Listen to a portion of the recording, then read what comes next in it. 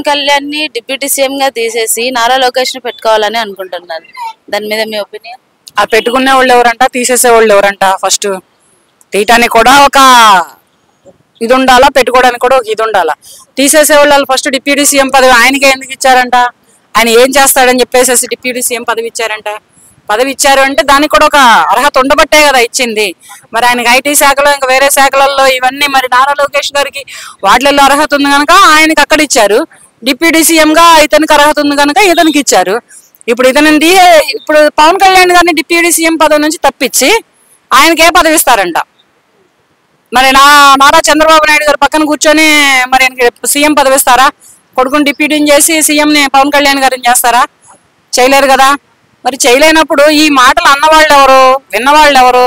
ఇవన్నిటిని కలిపి సైలెంట్ చేశారు కదా నారా చంద్రబాబు నాయుడు గారు. నారా చంద్రబాబు నాయుడు గారికి డిప్యూటీ సీఎం నారా లోకేష్ గారు అవ్వాలని ఆశ లేదు. నారా లోకేష్ గారికి డిప్యూటీ సీఎం అవ్వాలని ఆయనకి ఆశ లేదు. అలాగే పవన్ కళ్యాణ్ గారికి కూడా సీఎం అవ్వాలని ఆశ లేదు. లేనప్పుడు అటువంటిప్పుడు ఇతనిని తప్పించి ఈ పదవిలో ఎవరిని కూర్చోబెడతారు? ఈ తప్పుకున్న అతన్ని ఎక్కడ కూర్చోబెడతారు? అది కూడా లాజిక్ ఉంది కదా. ఇప్పుడు ప్రజల కోసం కష్టపడ్డారు పవన్ కళ్యాణ్ గారు ఒక రేంజ్ లో. ఎండనక, వాననక, రాయనక, రప్పనక, నీరనక, నిప్పనక, నిద్రనక, తల్లిదండ్రులనక, అన్నదమ్ములనక అందరినీ పక్కన పెట్టి, ఆఖరికి భార్య పిల్లలను సైతం పక్కన పెట్టి ప్రజల కష్టాలని, ప్రజల బాధల్ని, ప్రజల సంతోషాలని, సుఖాలని చూడటం కోసం ఆయన వచ్చాడు. అన్నారుగా, నేను మీకోసమే వచ్చానురా, మీ కన్నీళ్లు తుడవడానికే నేను వచ్చానురా అని అన్నారు.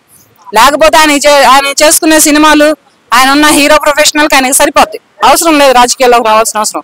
ప్రజల కోసం వచ్చాడు కనుక ప్రజలకి నాయకుడు అయ్యాడు. ఇవాళ రోజున వచ్చిన 7-8 నెలలు 9 నెలల్లోనే ప్రజలకి దేవుడు అయ్యాడు. ఆయన ప్రజా పాలకుడు అయ్యాడు, ప్రజలకు రక్షకుడు అయ్యాడు. ఇట్లా ఇన్ని రకాలుగా అయినటువంటి వ్యక్తిని తప్పించి ఈయనకిచ్చి వీళ్ళు చేసేదేంటి? ఫస్ట్ ఇదొకటి కావాలి.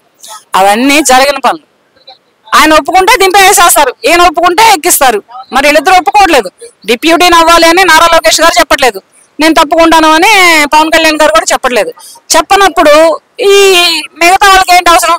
ఈ మధ్యలో అన్నిటికీ ఉన్నటువంటి మెయిన్ ముఖ్యమంత్రి గారు అయినటువంటి నారా చంద్రబాబు నాయుడు గారు కూడా ఏమీ మాట్లాడట్లేదు. మాట్లాడినప్పుడు దీని వెనక మళ్ళీ వస్తా ఉంటాయి ఏవో రాజకీయ కథలన్నీ.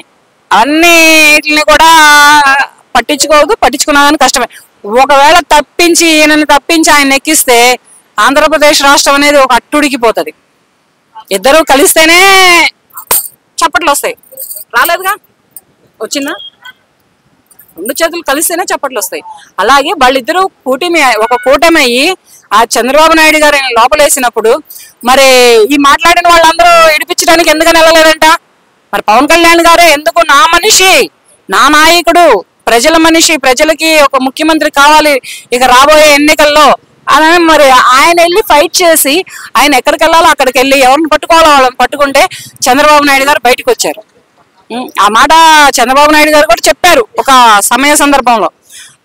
ఇలా పవన్ కళ్యాణ్ రాబట్టే నేను బయటకు వచ్చాను, ఫ్లైట్లు ఆపేసేసారు, వెహికల్స్ ఆపేసారు. అవన్నీ ఆపేసినందుకు అతను రోడ్డు మీద నడుచుకుంటూ, రోడ్డు మీద ధర్నా చేసుకుంటూ నా కోసం వచ్చి నన్ను నిడిపించినటువంటి మహానుభావుడు పవన్ కళ్యాణ్ అని.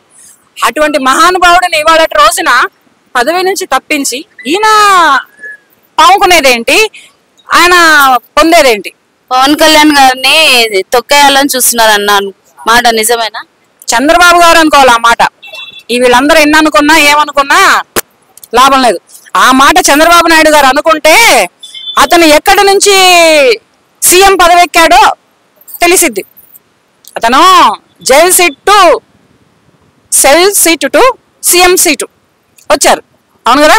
మరి అలా ఎక్కిన మనిషి అలా బయటికి తీసుకొచ్చి అలా సీఎం పదవిలో కూర్చోబెట్టినటువంటి ప్రజలే గాని, ఆ కూర్చోవడానికి పాటుపడినటువంటి పవన్ కళ్యాణ్ గారే గాని చేసిన సేవ, వేసిన ఓట్లు, తిరిగిన తిరుగుళ్ళు, చేసిన ధర్నాలు, వీటినన్నిటిని గుర్తుపెట్టుకున్న వాళ్ళు అయితే నారా చంద్రబాబు నాయుడు గారు మాట్లాడరు. అలాగా నారా చంద్రబాబు నాయుడు గారు చాలా మేధస్సుతనం ఉంది అతనికి, చాలా తెలివైన అతను చాలా తెలివైన వాడు కనుకనే 45-47 ఏళ్ళు బట్టి రాజకీయాన్ని ఒక చక్రం తిప్పుతూ ఇప్పుడు 4వ సారి ఆంధ్రప్రదేశ్ 2 రాష్ట్రాలు కలిసి ఉన్నప్పుడు 2 సార్లు అయ్యారు.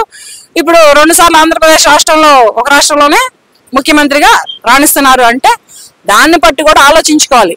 ఇక వీళ్ళందరూ అంటారా ఏనుగల రోడ్ల మీద పోతా ఉండండి కుక్కలు ములుగుతూ ఉంటాయి, మురిగిన కుక్కల్ని ధరిస్తే కుదిరిద్దా, కుదరదు కదా. అలాగే అవన్నీ జరగని పనులు, జరగని మాటలు కూడా ఒకవేళ తప్పించి చూడమని చెప్పండి. సరే ఎగ్జాంపుల్ చూద్దాం అంతే. నేనేమి సవాల్ విసరట్లేదు, నేనేమి ఇది చేయట్లేదు. పవన్ కళ్యాణ్ గారిని సీఎం పదవి, డిప్యూటీ సీఎం పదవి నుంచి తప్పించి చూస్తే ఏంటి ఎలాగా అనేది బయటకు వస్తుంది. నెక్స్ట్ సీఎం పవన్ కళ్యాణ్ అవుతారని అనుకుంటున్నారా? అవుతారు. చంద్రబాబు నాయుడు గారు అధిష్టానం సపోర్ట్ చేస్తే నెక్స్ట్ రాబోయే కాలానికి కాబోయే సీఎం పవన్ కళ్యాణ్ గారే అవుతారు. ఈసారి ఆయన వద్దనుకున్నారు, సీఎం పదవి నాకు వద్దు, నాకు ఏ పదవి ఇచ్చినా చాలు అని ఆయన అనుకున్నారు. కానీ ఆయనకి డిప్యూటీ సీఎంగా ప్రజలే పట్టం కట్టారు. ఆ కట్టిన పట్టానికి చంద్రబాబు నాయుడు గారు అనుమతించి ఆయన డిప్యూటీ సీఎంగా చేశారు. ఈయన సీఎంగా ఉన్నారు. నారా లోకేష్ గారు ఐటీ శాఖలో ఉన్నారు, ఇంకా వేరే శాఖలలో కూడా చూసుకుంటున్నారు. ఇలా చేస్తున్నారు అంటే అది మరి ప్రజలు కట్టిన పట్టం, దానికి చంద్రబాబు నాయుడు గారు చేసిన సపోర్ట్, దానికి అధిష్టానం ఇచ్చిన తీర్పు, మెయిన్ ప్రజలు ఇచ్చారు ఆ తీర్పు. అంతేగాని అన్నారుగా అప్పుడు అధికారంలో ఉన్న పార్టీ నాయకులు ఏమన్నారు, నీకు దమ్ముంటే నువ్వు పిఠాపురంలోకి వెళ్ళి చూపించని పిఠాపురాన్నే కొట్టి కూర్చోబెట్టాడు అక్కడ. అంటే కొట్టి కూర్చోబెట్టాడంటే ఓట్ల లెక్కింపులో అట్లా కొట్టారని ఇంకో రకంగా అనుకోవద్దు, ఇంకో రాగా కొట్టారని ఇంకో రకంగా చేశారని అనుకోవద్దు. అది అలా ఏంటంటే సవాలు ఎప్పుడైనా కానీ విసరొద్దు. ఇప్పుడు ఎవరిని కూడా తక్కువ అంచనాతోటి మాట్లాడొద్దు. ఎవరిని ఒక 10 ఏళ్ళు అధికారంలో లేవని, ఒక 10 ఏళ్ళు పార్టీలలో లేవని కూడా మాట్లాడితే అక్కడ ఇప్పుడు వేరే ఏ జెండా ఎగురుతుంది, ఏ కలర్ జెండాలు ఎగురుతున్నాయి అక్కడ ఆంధ్రప్రదేశ్ రాష్ట్రంలో, ఎవరు అధికారంలో ఉన్నారు, ఎవరు ప్రజాపాలన చేస్తున్నారు, ఎవరు ప్రజలకు నాయకుడయ్యారు, ఎవరు ప్రజల దేవుడయ్యారు, ప్రజల్లో కష్టాలేంటి, బాధలేంటి, సుఖాలేంటి, ఇవన్నీ కనుక్కున్నవాడే ప్రజల నాయకుడు. ఫస్ట్ మెయిన్ అతను ఎంత స్థాయిలోనైనా ఉండని, అతనికి వేసుకోవడానికి కాళ్ళకి చెప్పులు లేకుండా ఉండని, అతనికి వేసుకోవడానికి బట్టలు లేకుండా ఉండని, ప్రజలలోకి వెళ్ళి ప్రజల కష్టాలని ప్రజలలో ఉన్నవాడే ప్రజా నాయకుడు. అతను పవన్ కళ్యాణే కానీ, చంద్రబాబు నాయుడు గారే కానీ, మోడీ గారే కానీ, నారా లోకేష్ గారే కానీ, ఇంకా మిగతా ఎమ్మెల్యేలే కానీ, ఎంపీలే కానీ, ఎవరైనా కానీ ఫస్ట్ మెయిన్ వాంటెడ్ ప్రజల్లోకి దూసుకెళ్ళగలే దమ్ము ఎవడుకుందో వాడు ప్రజల నాయకుడు, ప్రజలకి దేవుడు కూడా. Thank you.